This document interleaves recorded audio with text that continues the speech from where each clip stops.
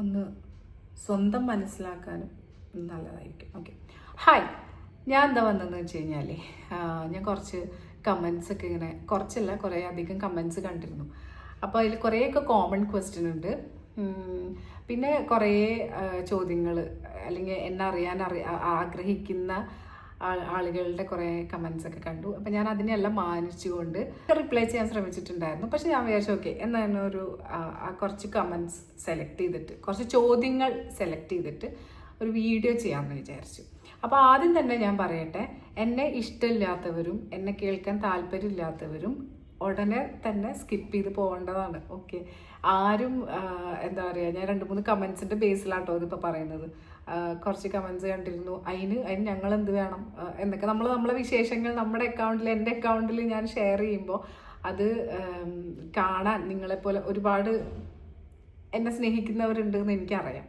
അപ്പോൾ അവർക്ക് വേണ്ടിയിട്ടാണ് അത് ചെയ്യുന്നത്. അപ്പോൾ അതിന് വേണ്ടി ചെയ്ത് അങ്ങനെ കുറച്ച് വീഡിയോസൊക്കെ ചെയ്തപ്പം അതിൽ 1-2 കമൻസൊക്കെ ഇങ്ങനെ കണ്ടു ഞാൻ. അപ്പോൾ എനിക്ക് വിഷമം തോന്നി. ഞാൻ വിചാരിച്ചു ഇത് ഞാൻ കുറേ പേര് ചോദിച്ചതിൻ്റെയൊക്കെ ആൻസറാണ് കൊടുക്കുന്നത്. അപ്പം എൻ്റെ അക്കൗണ്ടിലാണ് ഇടുന്നത്.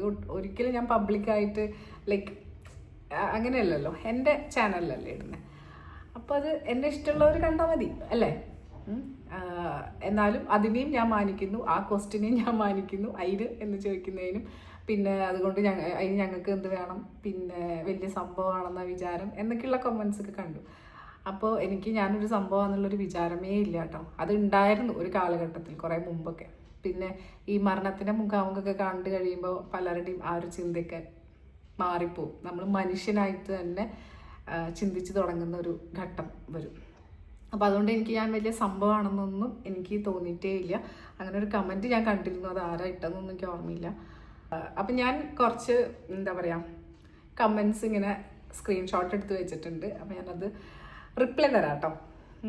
ആദ്യം തന്നെ ഞാൻ പറയട്ടെ, വെരി കോമൺ ആയിട്ടുള്ളൊരു ക്വസ്റ്റ്യൻ ആയിരുന്നു, ഞാനും ജയറാമും ഹസ്ബൻഡും വൈഫായിരുന്നു എന്നുള്ളത്.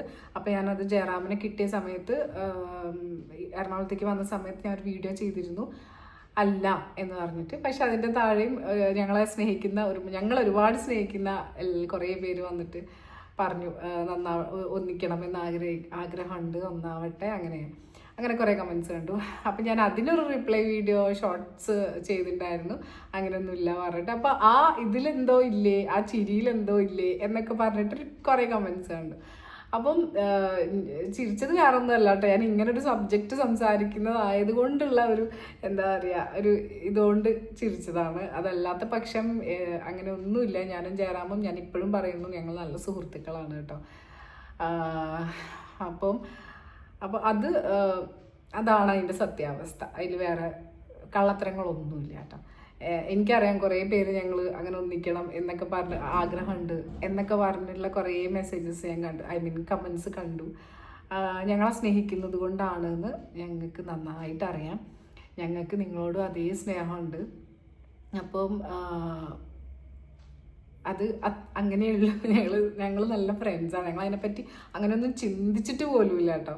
തുടക്കം മുതൽ ഇന്ന് വരെ വളരെ നല്ല ഒരു സൗഹൃദം കീപ്പ് ചെയ്യുന്ന 2 പേരാണ് ഞാനും ജയറാം. ഓക്കെ, അതിൽ വന്നൊരു കമൻറ്റാണ്, കെമിസ്ട്രി കൂടിയിട്ട് ഒരുപാട് സംഭവങ്ങൾ ദിനവും ഉണ്ടാവുന്നു, 2 പേരുടെയും മകൾക്ക് നല്ല ജീവിതം നേരുന്നു എന്ന്. അപ്പോൾ ഞങ്ങൾ കല്യാണം കഴിച്ച് ഞങ്ങളുടെ മകൾക്ക് ആണ് ഫ്യൂച്ചർ കാര്യമാണ് കമൻറ്റിൽ വന്നിരിക്കുന്നത്.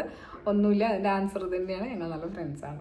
പിന്നെ വന്ന ഒരു ഇതാണ്, ഞങ്ങൾ ഹസ്ബൻഡ് ആൻഡ് വൈഫ് അല്ല എന്ന് പറഞ്ഞപ്പം അതിൽ വന്നൊരു കമൻറ്റാണ്, എന്നാൽ ഞാൻ ഒരു സത്യം പറയട്ടെ, നിങ്ങളിൽ ഒരാളെ അങ്ങോട്ട് ഭയങ്കര ഇഷ്ടമുണ്ട്, അത് മറയ്ക്കാനാണ് ലാസ്റ്റുള്ള ആ ആക്ഷൻ, അങ്ങനെയാണ് എനിക്ക് ഫീൽ ചെയ്തത്.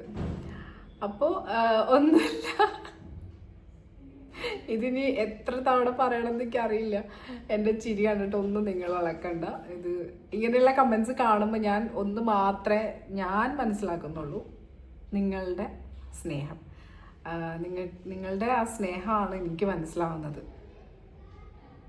പോരാട്ടോ.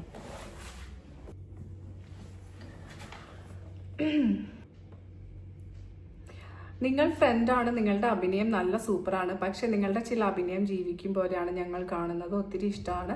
പിന്നെ ഒരു കാര്യം പരിശോധിക്കേണ്ട, നിങ്ങൾ രണ്ടുപേരുടെയും ഫാമിലി കുട്ടികളുടെ കുട്ടികളെയും ഞങ്ങൾക്ക് ഒന്ന് കാണിച്ചു തരണം. ഞങ്ങൾ രണ്ടുപേരും വിവാഹിതരല്ല, ഞങ്ങൾ രണ്ടുപേരും സിംഗിൾ പേഴ്സൺസ് ആണ് ഇപ്പോഴും. അപ്പോൾ കുട്ടികളെയൊക്കെ ഇനി ഒരിക്കൽ എപ്പോഴെങ്കിലും ആകുമ്പോൾ കാണിച്ചു തരാം അല്ലേ. എനിക്കറിയില്ല, എനിക്കൊരു കല്യാണം അങ്ങനെയൊക്കെ ഉണ്ടോ എനിക്കറിയില്ല. രണ്ടുപേരും ഓൾറെഡി മാരീഡ് ആണോ? അല്ല, ഞങ്ങൾ രണ്ടുപേരും സിംഗിളാണ്. പിന്നെ വരുന്നത് ജയറാം ഒരു വീഡിയോ ഇട്ടിരുന്നു, ജയറാം ഫിറ്റായിട്ട് കാറിൽ ഇങ്ങനെ പോകുമ്പോൾ പാട്ടൊക്കെ പാടുന്നത്. അത് ജയറാം ഫിറ്റാണോ എന്നാണ് ക്വസ്റ്റ്യൻ വന്നിരിക്കുന്നത്. ജയറാം ഫിറ്റല്ല, അത് അഭിനയിച്ചതാണ്. ജയറാം കുടി, വലി, അങ്ങനത്തെ ദുശീലങ്ങളൊന്നും ജയറാമിനില്ല. പിന്നെ ജയറാം ഒരു പ്യുവർ വെജിറ്റേറിയൻ ആണ്. കേക്ക് പോലും ഇപ്പം എൻ്റെ ബർത്ത്ഡേക്ക് വന്ന കേക്ക് പോലും വെജ് ആയതുകൊണ്ടാണ് ജയറാം കഴിച്ചത്. കേക്ക് പോലും കഴിക്കില്ല വെജ് അല്ലെങ്കിൽ. അപ്പം അത്രയും പ്യുവറായിട്ടുള്ള എന്താ പറയുക, ഒരു ഐ മീൻ പുകവലിയും ഇതൊന്നും ഇല്ലാത്തൊരു നല്ലൊരു വ്യക്തിയാണ്. ഓക്കെ, ചേച്ചി മാരീഡ് ആണോ? റിപ്ലൈ തരണേ, ഇഷ്ടം കൊണ്ടാണ് ചോദിച്ചത്. ഹഫ്സു എന്ന് പറഞ്ഞിട്ട് ഒരു ആളാണ് ചോദിച്ചത്, കുട്ടിയാണോ എന്താ അറിയില്ല. അപ്പോൾ ചേച്ചി മാരീഡ് അല്ല, ചേച്ചി സിംഗിളാണ്.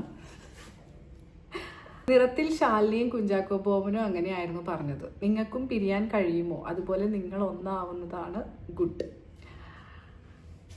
ഞങ്ങൾ മനസ്സിൽ പോലും വിചാരിച്ചിട്ടില്ല ഇങ്ങനത്തെ കാര്യങ്ങളൊന്നും. ഞങ്ങൾ തുടക്കം മുതലേ നല്ല ഫ്രണ്ട്സാണ്. അത് ഞാൻ വീണ്ടും വീണ്ടും ആവർത്തിച്ച് പറയാണ്. എനിക്ക് അതിനൊരു മാറ്റം ഉണ്ടാവില്ല. എൻ്റെ ആ ചിരിയിൽ എന്തോ ഉണ്ടല്ലോ എന്നൊക്കെയാണ് ചോദിച്ചിരിക്കുന്നത്. പിന്നെ ജയറാമിനെ ഇഷ്ടമാണല്ലേ, അതല്ലേ ഞങ്ങളോട് പറയാനുള്ളത്. രണ്ടുപേരും നല്ല ചേർച്ചയാണ്. ഞാൻ ഒരു വീഡിയോയിൽ പറഞ്ഞിരുന്നല്ലോ, എനിക്ക് എന്തൊക്കെയോ നിങ്ങളോട് കാര്യങ്ങൾ പറയാണ്ട്. വേറെ ഒന്നല്ല, ഇപ്പോൾ ഈ കമൻസ് കുറേയൊക്കെ ഇങ്ങനെ കാണുമ്പോഴേ എനിക്കിങ്ങനെ നേരിട്ട് വന്നിട്ട് അതിനുള്ള റിപ്ലൈ ഒക്കെ തരണമെന്ന് തോന്നും. അപ്പം നമ്മൾ എത്രയെന്ന് വെച്ചാൽ ഈ ടൈപ്പ് ചെയ്യുമ്പോൾ നമുക്ക് എക്സ്പ്രസ് ചെയ്യാൻ പറ്റില്ലല്ലോ കൃത്യമായിട്ട്. അപ്പോൾ അതുകൊണ്ടാണ് ഞാൻ കുറേ വിശേഷങ്ങൾ പറയാനുണ്ടെന്ന് പറഞ്ഞത്. അല്ലാണ്ട് അങ്ങനെയൊന്നുമില്ല കേട്ടോ. ജയറാമിനെ എനിക്കിപ്പോഴും ഞങ്ങൾ നല്ല സുഹൃത്തുക്കളാണ്. പിന്നെ ഒരു കമൻറ്റാണ്, അല്ലെങ്കിലും സോഷ്യൽ മീഡിയ ആണല്ലോ ഇപ്പോൾ എല്ലാവരും ഒന്നിപ്പിക്കുന്നതും പിരിക്കുന്നതും, ഒന്ന് പോകാൻ പറ ക്ഷമക്കുട്ടി. സോഷ്യൽ മീഡിയ എന്താ പറയുക, ഞാൻ ഈ പറഞ്ഞ പോലെ സ്നേഹം കൊണ്ടാണ്, എല്ലാവരും സ്നേഹം കൊണ്ടാണ് മെസ്സേജ് അയക്കുന്നത് അല്ലെങ്കിൽ കമൻറ്റ് ചെയ്യുന്നത് എന്ന് നന്നായിട്ട് അറിയാവുന്ന ഒരു വ്യക്തിയാണ് ഞാൻ. അതിനെ ഭയങ്കരമായിട്ട് വാല്യൂ ചെയ്യുന്നുണ്ട്, നിങ്ങളുടെ സ്നേഹത്തിന്. അതാണ് എൻ്റെ എനർജി. അപ്പം സെയിം ഇതേ ഉത്തരം വരുന്ന ക്വസ്റ്റ്യൻസ് തന്നെയാണ് പിന്നെയും കുറേ കമൻസ് വന്നിരിക്കുന്നത്. രണ്ടാളുടെയും മനസ്സിൽ ഒരു അതില്ലേ, ഒന്നുമില്ല, ചിരിക്കണ്ട, എല്ലാവരും അങ്ങനെ തന്നെ, ആദ്യം ഫ്രണ്ട്സ്, പിന്നെ ഒന്നുമില്ല കേട്ടോ, അപ്പുറത്തേക്ക് ഒന്നുമില്ല. ഓക്കെ, ഇപ്പുറത്ത് എന്തെങ്കിലും ഉണ്ടോ എന്നാണ് എല്ലാവർക്കും സംശയം. എന്തായാലും നിങ്ങളായി തന്നെ മുന്നോട്ട് പോവുക. അപ്പുറത്തും ഇപ്പുറത്തും ഒന്നുമില്ല കേട്ടോ. ഞങ്ങളാണെങ്കിൽ സെറ്റിൽ കണ്ടു കഴിഞ്ഞാൽ കീരിയും പാമ്പാണ്, ഫുൾ അടിയാണ്. ജയറാം ഞങ്ങൾ ഭയങ്കര, എനിക്ക് തോന്നുന്നു ഞങ്ങൾ ശരിക്കും ബ്രദർ സിസ്റ്റർ മൂഡാണ്. സീരിയസ്ലി എനിക്ക് അങ്ങനെയാണ് ഫീൽ ചെയ്തിട്ടുള്ളത്. കാരണം ഞാനൊരു വീഡിയോ ചെയ്തിട്ടുണ്ടായിരുന്നല്ലോ, ആദ്യം ഷോർട്സ് ചെയ്തിട്ടുണ്ടായിരുന്നു. ജയറാമിനെ ഞങ്ങൾ 3 പേരും ഇട്ടൊന്ന് ആക്കുന്ന ഒരു ഇത് ചെയ്തിട്ടുണ്ടായിരുന്നു. അപ്പം അതിൽ കുറേ പേര് ജയറാമിനെ സപ്പോർട്ട് ചെയ്ത് വന്നു. ശരി, ഒബ്വിയസ്ലി ജയറാമിനെ സപ്പോർട്ട് ചെയ്യാൻ തോന്നും. പക്ഷേ സെറ്റിൽ നിങ്ങളൊന്ന് ആരെങ്കിലും വന്ന് നോക്കണം എന്നെ എത്രത്തോളമാണ് ജയറാം ശല്യം ചെയ്യുന്നത് എന്നുള്ളത്. അതിൻ്റെ ഒരു ഉദാഹരണം എന്ന് പറഞ്ഞു കഴിഞ്ഞാൽ, എനിക്ക് ഹെൽത്ത് ഇഷ്യൂ ഉള്ള കാരണം കൊണ്ട് ഞാൻ കാർ ഓടിച്ചിട്ടാണ് എല്ലായിടത്തും പോകുന്നത്. അപ്പോൾ ഷൂട്ടിനും എല്ലായിടത്തും എനിക്ക് ട്രെയിനിലോ ബസ്സിനോ ഒക്കെ കയറുമ്പോൾ ഭയങ്കര പ്രശ്നമാണ്. എനിക്ക് കാല് ഇങ്ങനെ സ്റ്റക്കാവുന്ന ഒരു പ്രശ്നമുണ്ട് ഇടയ്ക്കിടയ്ക്ക്. അത് വന്നു കഴിഞ്ഞാൽ പിന്നെ എനിക്ക് അനങ്ങാൻ പറ്റില്ല. ഒരാളുടെ ഹെൽപ്പില്ലാണ്ട് എനിക്കൊന്നും ചെയ്യാൻ പറ്റില്ല. ഒരാളുടെ ഹെൽപ്പും പറ്റില്ല, എൻ്റെ തൊടാൻ പോലും പറ്റില്ല. അങ്ങനത്തെ ഒരു പെയിനാണ്. അതായത് ഇവിടുന്ന് കാല് മുറിഞ്ഞു പോകുന്ന പോലത്തെ ഒരു പ്രശ്നം എനിക്ക് ഇടയ്ക്കിടയ്ക്ക് വരാറുണ്ട്. അപ്പോൾ ആ ഒരു പേടിയുള്ളത് കൊണ്ട് തന്നെ കുറേ വർഷമായി എനിക്കിപ്പോൾ ഈ അസുഖം, ഈ പ്രശ്നം, ഈ ഹെൽത്ത് കണ്ടീഷൻ വന്നിട്ട് ഏകദേശം ഒരു 2018 തൊട്ടാണ് ഇത് തുടങ്ങുന്നത്. അപ്പോൾ അന്ന് മുതൽ ഞാൻ അത്രയും വർഷങ്ങളായിട്ട് ട്രെയിനും ബസ്സും ഒക്കെ ഉപേക്ഷിച്ചിരിക്കുകയാണ്. കാരണം ഒരുപാട് സിറ്റുവേഷൻസ് എൻ്റെ കയ്യിൽ നിൽക്കാത്ത തരത്തിലുള്ള സിറ്റുവേഷൻസ് അങ്ങനെ ഉണ്ടായിട്ടുണ്ട്. അപ്പോൾ അതുകൊണ്ട് തന്നെ ആ ട്രോമ ഉള്ളതുകൊണ്ട് പിന്നെ കാറിലാണ് സഞ്ചാരം മൊത്തം. അപ്പോൾ കാറിലാകുമ്പോൾ എന്ന് വെച്ച് കഴിഞ്ഞാൽ എന്ത് സംഭവിച്ചാലും നമുക്കൊരു ഷെൽട്ടർ പോലെ ഉണ്ടല്ലോ അല്ലേ, അതുകൊണ്ട് അങ്ങനെയാണ്. അപ്പം ഞാൻ പറഞ്ഞു വന്നത് എന്താണെന്ന് വെച്ച് കഴിഞ്ഞാൽ, ഞാനപ്പോൾ ഷൂട്ടിന് പോകുന്ന സമയത്ത് ചിലപ്പോൾ ഇവിടുന്ന് പെട്ടിയും ഒക്കെ എടുത്ത് ഇറങ്ങുമ്പോൾ ലേറ്റായിട്ടാണ് തിരുവനന്തപുരത്തേക്ക് എത്തുക എറണാകുളത്ത് നിന്ന്. അപ്പോൾ 2 മണിയാവാം 3 മണിയൊക്കെ ആയിരിക്കും, ചിലപ്പോൾ പുലർച്ചയ്ക്കൊക്കെ ആയിരിക്കും ഞാൻ എത്തുന്നത്. അപ്പോൾ പിറ്റേ ദിവസം ഭയങ്കര ഉറക്കത്തിൻ്റെ പ്രശ്നം ഉണ്ടാവുമല്ലോ. അപ്പം ഞാൻ ഡയറക്ടറോട് ചോദിച്ചിട്ട്, ഡയറക്ടർക്കും അറിയാം, അപ്പോൾ പുള്ളി സമ്മതിക്കും, ശരി 1 മണിക്കൂർ പോയി ഉറങ്ങിക്കോ, റെസ്റ്റ് എടുത്തോ എന്നൊക്കെ ഇങ്ങനെ അനുവാദം തരും, പെർമിഷൻ കിട്ടും. ആ സമയത്ത് ഞാൻ ഉറങ്ങാൻ പോകുന്ന സമയത്ത് ജയറാം എന്നെ ശല്യം ചെയ്യുന്നത് കാണണം. എനിക്കെന്ന് വെച്ചാൽ തല ഹാങ്ങായിട്ട് ഒന്ന് ഉറങ്ങിയാലാണ് ഈ സ്വെല്ലിംഗ് ഒക്കെ ഒന്ന് കുറയുക. അപ്പോൾ ഉറക്കം എനിക്ക് ഭയങ്കര ഇമ്പോർട്ടൻ്റ് ആണ്. അപ്പം അങ്ങനെ കുറച്ചൊരു സമയം കിട്ടുന്ന സമയത്ത് ഞാൻ ഉറങ്ങാൻ ശ്രമിക്കുമ്പോൾ ജയറാം വന്ന് ശല്യം ചെയ്യുന്നത് എനിക്ക് ശരിക്കും ദേഷ്യം വന്നിട്ടുണ്ട്. അപ്പോൾ അത് മാത്രമല്ല, അഭിനയിക്കുന്ന സമയത്തായാലും ഒക്കെ ഇപ്പോൾ ക്ലോസ് ഒക്കെ എടുക്കുന്ന സമയത്ത് ജയറാം അപ്പുറത്ത് ഓപ്പോസിറ്റ് വന്നിട്ട് ഇങ്ങനെ കോക്കറി കാണിച്ചുകൊണ്ട് നിൽക്കും. അങ്ങനത്തെ കുറേ എന്താ പറയുക, കുറേയൊക്കെ ഞാൻ എൻജോയ് ചെയ്യും കേട്ടോ. പക്ഷെ ചില സമയത്ത് നമുക്ക് ഭയങ്കര കൊല്ലാനുള്ള ദേഷ്യം വരും. അപ്പോൾ അങ്ങനെ ഉള്ള ഒരു കമ്പനിയാണ് ശരിക്കും പറഞ്ഞാൽ ജയറാമും ഞാനും തമ്മിലുള്ളത്. ഞാനും ജയറാമും ഭയങ്കര ബ്രദർ സിസ്റ്റർ മൂഡായിട്ടാണ് എനിക്ക് ഫീൽ ചെയ്തിട്ടുള്ളത്. നിങ്ങൾ എന്താ കല്യാണം കഴിക്കാത്ത? നിങ്ങൾ എന്താ ഉദ്ദേശിച്ച്? ജയറാമിൻ്റെതായ കാര്യങ്ങളുണ്ട്. എനിക്ക് എന്ന് പറഞ്ഞു കഴിഞ്ഞാൽ ജയറാമിൻ്റെ കാര്യം ഇപ്പം എനിക്ക് പറയാൻ പറ്റില്ലല്ലോ. എൻ്റെ കാര്യം ഞാൻ പറയാമെന്ന് വെച്ച് കഴിഞ്ഞാൽ, കുറേ എൻ്റെ ജീവിതം എന്ന് പറഞ്ഞത് കുറേ പ്രശ്നങ്ങളിലൂടെ കയറി ഇറങ്ങി ഒക്കെ സഞ്ചരിച്ചുകൊണ്ടിരിക്കുന്ന ഒരു ലൈഫാണ്. ഞാൻ കുറച്ച് മുമ്പിട്ട ഒരു ഷോർട്സിൻ്റെ ഒരു കമൻറ്റ് ഒരു ആളയച്ചിരുന്നു, നല്ല ലൈഫാണ് എൻ്റെത്, ഇങ്ങനെയൊക്കെ നടക്കാമല്ലോ, ഇങ്ങനെ ഒരു ജീവിതമാണ് ഞാൻ ആഗ്രഹിച്ചത് എന്നൊക്കെ പറഞ്ഞിട്ട്. എൻ്റെ ജീവിതം നല്ലത് തന്നെയാണ്, ഞാൻ ഒരിക്കലും അതിനെ കുറ്റം പറയുന്നില്ല.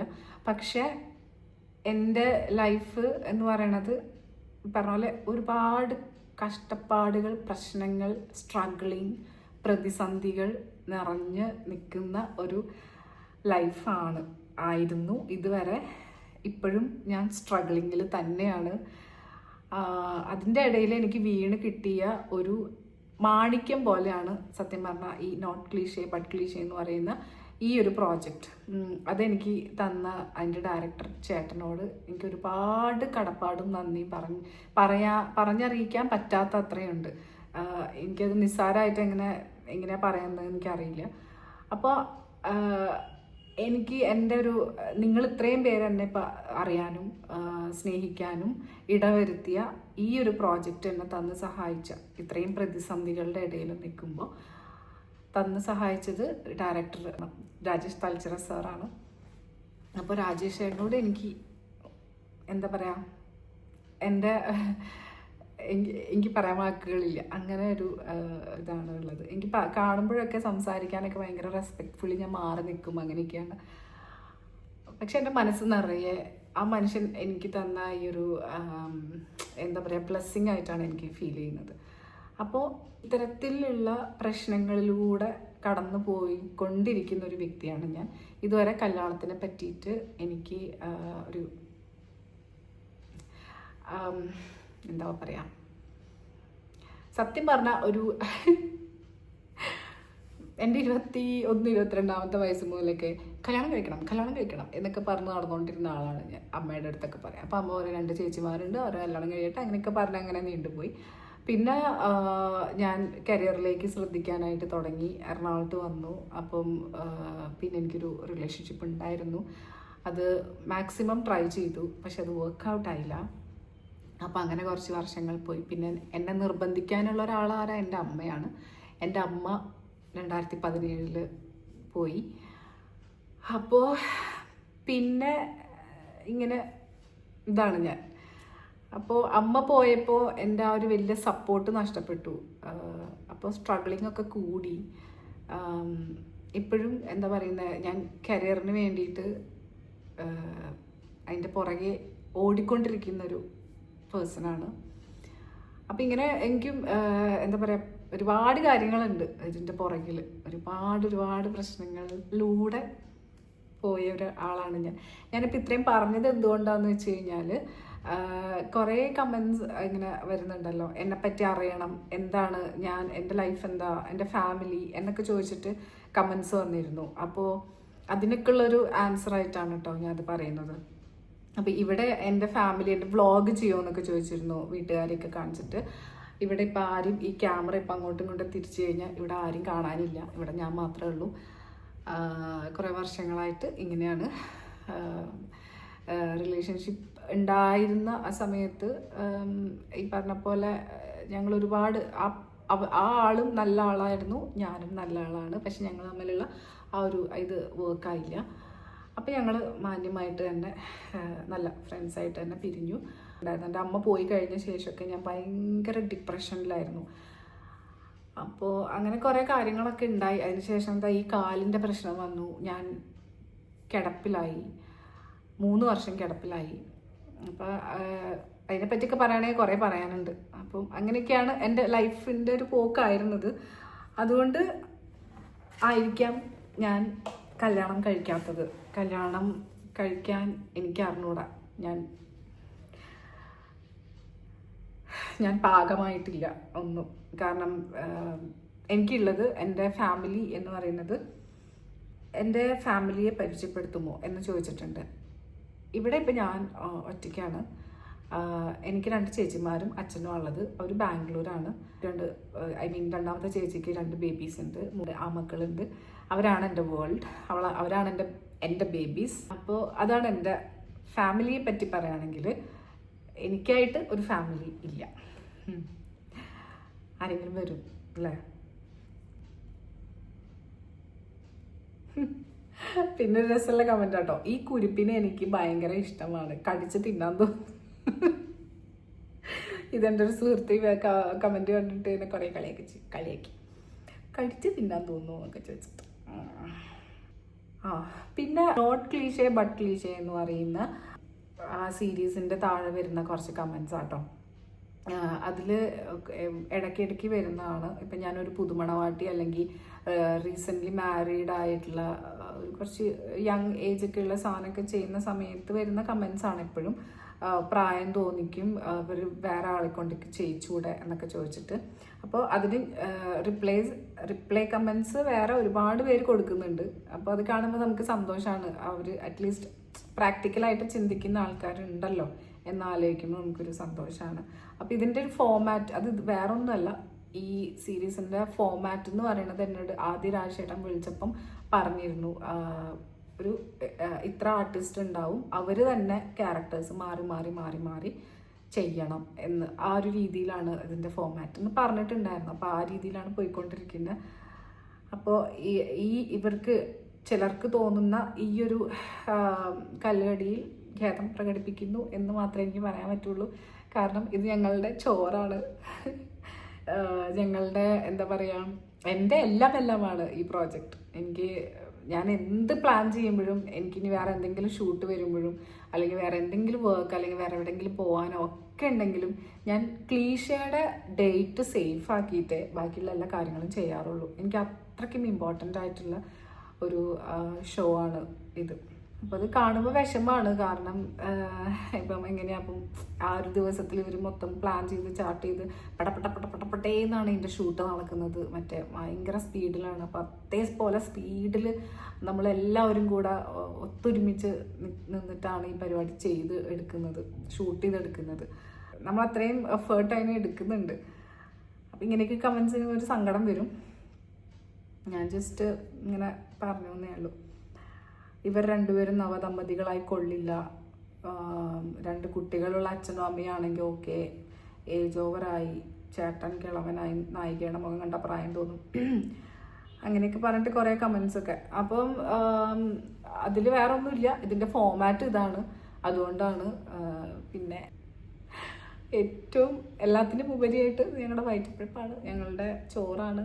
ഞങ്ങൾ ഏറ്റവും എന്താ പറയുക, വളരെ റെസ്പെക്റ്റ്ഫുള്ളി കാണുന്ന ഒരു പ്രോഗ്രാമാണ്. അപ്പോൾ ഇതൊക്കെയാണ് എൻ്റെ തൽക്കാലമുള്ള വിശേഷങ്ങൾ. ഇത്രയും കമൻസ് ആണ് ഞാനിപ്പോൾ സ്ക്രീൻഷോട്ട് എടുത്ത് വെച്ചിട്ടുണ്ടായിരുന്നത്. ഇത്രയും കാര്യങ്ങൾ എനിക്ക് നിങ്ങളുടെ അടുത്ത് ഷെയർ ചെയ്യാൻ പറ്റിയതിൽ ഒരുപാട് സന്തോഷമുണ്ട്. ഇനി ഇതെത്ര പേര് കാണും എന്നൊന്നും എനിക്കറിയില്ല. എന്നാലും എനിക്കറിയില്ല, ഷോർട്സ് ആണ് എൻ്റെ എന്താ പറയുക കുറച്ചുകൂടി ആൾക്കാർ കാണുന്നതും നന്നായിട്ട് റീച്ച് കിട്ടുന്നതൊക്കെ. വീഡിയോസ് ഞാൻ ഇടാൻ തുടങ്ങിയിട്ടില്ല. ഇതിപ്പം എന്താ പറയുക, ഈ വീഡിയോ ഞാനൊരു പരീക്ഷണാടിസ്ഥാനത്തിൽ ചെയ്യുന്നതാണ്. എനിക്ക് നിങ്ങളുടെ എല്ലാവരുടെയും സപ്പോർട്ട് ആവശ്യമുണ്ട്, നല്ല രീതിയിൽ ആവശ്യമുണ്ട്. കാരണം ഒറ്റയ്ക്ക് സ്ട്രഗിൾ ചെയ്യുന്ന ഒരു പേഴ്സണാണ് ഞാൻ, വിതൗട്ട് ഫാമിലി സപ്പോർട്ട്.